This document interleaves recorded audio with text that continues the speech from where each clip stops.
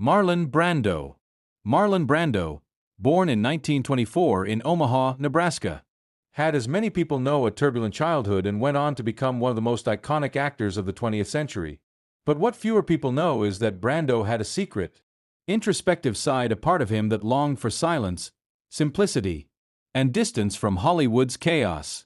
In the 1960s and 1970s, he bought the island of Tetiaroa, a small atoll in French Polynesia, with the dream of creating a kind of paradise, a self-sufficient refuge, far removed from the noise of fame.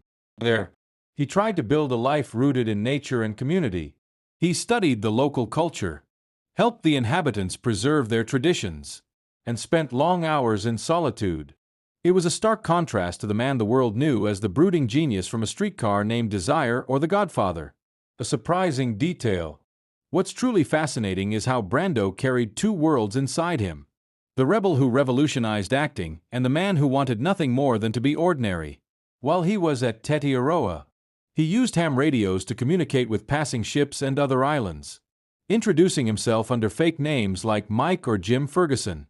Nobody on the line knew they were speaking to Marlon Brando, the most famous actor on Earth. He once said that Hollywood felt like a jail without bars, and Tetiaroa was his escape route. He wasn't searching for attention anymore, he was searching for peace. What this reveals. This lesser-known chapter of Brando's life shows a man constantly torn between art and anonymity, fame and freedom.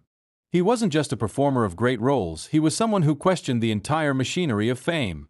To me, that's what makes him even more fascinating.